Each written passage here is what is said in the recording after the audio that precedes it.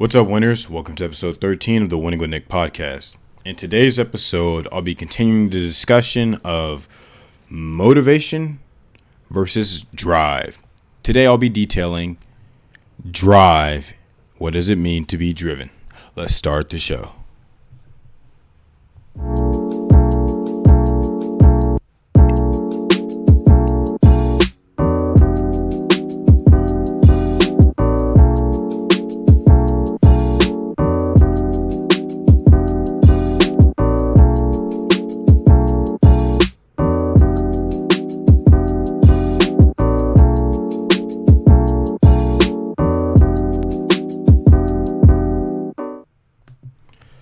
Alright guys, so in the last episode I spoke on how to be motivated is a mortality thing.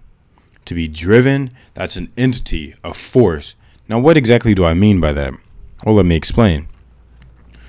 When you are motivated, that is something that comes and goes. Just like life, it comes and it goes. It is not everlasting. When you are driven, that is a constant force, for lack of a better term, driving you towards your desired success, towards something that will make you a winner in your own life.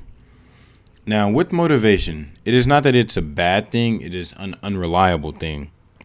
Motivation stems from where you are mentally.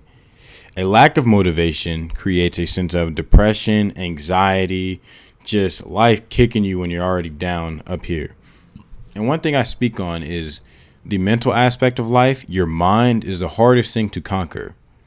So, knowing that, just being in that mental rut, having a lack of motivation, it just sucks. But that is not an excuse, because that is where drive kicks in. And you may be wondering, hey, if I'm not motivated, how could I possibly be driven? Well, let me explain. When you are at an all-time high of motivation, you feel like getting everything done. When you're at an all-time low of motivation, you don't feel like getting anything done. But when you are driven, this is my opinion. When you are driven, that appeals to the logic in your brain. You know, if I do X, Y, and Z, I will become a winner. I will accomplish things that I desire to make myself more successful. When you are motivated, that appeals to your emotions. And emotions are like a roller coaster. They go up, they go down. They're not stagnant. They're ever moving. To be driven is to analyze, to create a plan of action, to execute plan of action, to achieve your desired success. To be motivated is to be free-falling. I'll give you an example. Sports analogy. LeBron James might be motivated to go out and score 30 points if he's playing against Giannis Antetokounmpo, just because he's another great player in the league. Now what he's driven to do is have more rings than Michael Jordan. You see the difference? One is kind of like, okay, I'm playing this guy tonight, so let me go get 30. So that's a motivation. That comes and it goes because you don't play Giannis Antetokounmpo every night, right? But to be driven, something constant, consistent, people will always compare me to Michael Jordan. I need to get more rings than him, so that way that argument's not held against me. See, he's driven to achieve that success. Now, am I saying that's his thought process? No, but that is an example of being driven to achieve something versus being motivated. Now, let's speak on the more personal level, because not everybody's LeBron James. For everyone working the 9 to 5, working that daily job, you might be motivated to go to work one day, have a lack of motivation the next, thinking, oh man, do I really feel like going to work today? I might call in sick, stay home, play me some 2K, just kind of screw around. I don't feel like going to work today. But when you're driven, when you have a career, not a job, your drive, your passion, that fervor, the burning passion inside of you, that's a little bit different. Because you no longer care, or you're no longer affected by the emotional state of motivation. You recognize, this is my passion. This is something I have a lot of fervor, burning passion, something that drives me.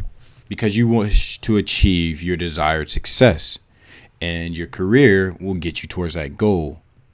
A job is just a means to an end. A career is something you're passionate about that doesn't feel like a job, because to you it's not work. You're driven to do it, so emotions don't play a part in it. Now, something I often speak on is the winning mindset, the winning mentality. How does motivation, how does drive relate to all of that? Well, the motivation aspect, like I said, it's not that it's a bad thing, it's just unreliable. And I guarantee you in life, you want things that are consistent and reliable. That is your drive. You don't want to try to rely on something that you never know if it's going to be here or there. Think about these two as friends. Would you rather be your friend who only comes around when you're in a really good mood, but when you're down, they're nowhere to be found, versus a consistent force, a consistent friendship, someone who's there for you in your highs and your lows, a true friend? Think of drive and motivation in that same sense. Would you rather have something that is consistently with you through all your highs and your lows, or is like a drug? When you're high up, oh man, you're high at an all-time high, peaked out. But when you're low, feels like you're addicted to something and you can't get a hold of it. It just sucks. So I leave you with this, winners. When you are motivated, capitalize on that opportunity, because motivation is not consistent. But when it is there, capitalize on it. When you experience a lack of motivation, allow your drive to kick in, to carry you, to move you towards your objective, to make you a winner in your own life. I leave you with the closing call to action. If you want to be a winner in your own life, you must put on your own cape, pull up your own boots, and put in the work to change your life. No one can make you a winner in your own life except the person listening to this podcast right now. If you wish to see change, you must be the change you wish to see. You can wish all you want, but until you do and make yourself that winner, you won't see any results. Thank you guys for tuning in. Now cue that outro.